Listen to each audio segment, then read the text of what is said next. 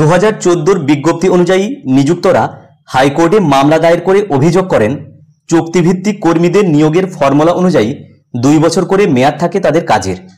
তারপরে তাদের দক্ষতা এবং যোগ্যতা অনুযায়ী মেয়াদ রিনিউ করা হয়, অথচ স্থায়ী পদে কখনো নিয়োগ করা হয় না। তো চুক্তির ভিত্তিতে দীর্ঘদিন যাবৎ কর্মরত অস্থায়ী তথা চুক্তিভিত্তিক কর্মচারীদের পক্ষ থেকে হাইকোর্টে যে মামলা দায়ের করা হয়েছিল, সেখানে আদালতের পর্যবেক্ষণ ঠিক কি উঠে আসছে এই সংক্রান্ত একটি বিস্তারিত প্রতিবেদন এই সময় পত্রিকায় পরিবেশিত হয়েছে। সেই প্রতিবেদনের ডিটেলস কি বলা হচ্ছে আমরা একটু আলোকপাত করে নেব।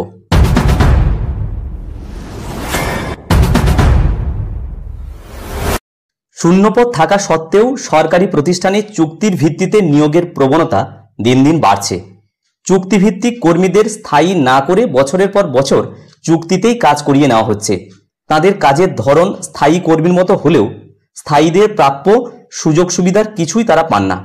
এই অবস্থা চলতে পারে না বলেই মত দিল কলকাতা হাইকোর্ট।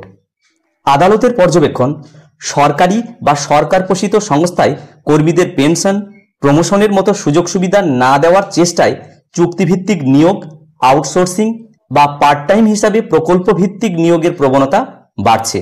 বঞ্চনা সহ্য করেই অনেকেই বছরের পর বছর কাজ করে চলেছেন, অথচ তাদের কাজের গুরুত্ব বা দক্ষতা খাটো করে দেখা যায় না।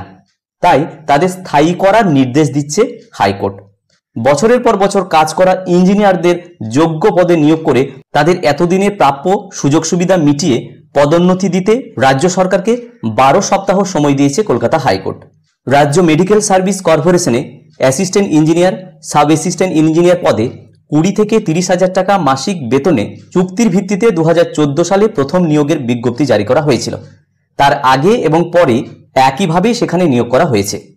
রাজ্য অবশ্য যুক্তি দেয়, কর্পোরেশন সরকারের সঙ্গে সরাসরি যুক্ত নয়, তাদের কাজ চলে কোম্পানি আইনে, ফলে নিয়োগের ক্ষেত্রেও সিদ্ধান্ত নিতে হবে কর্পোরেশনকেই।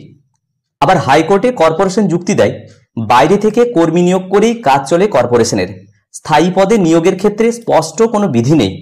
স্থায়ী নিয়োগ করতে হলে রাজ্য অর্থ দপ্তরের অনুমোদন পেতে হবে।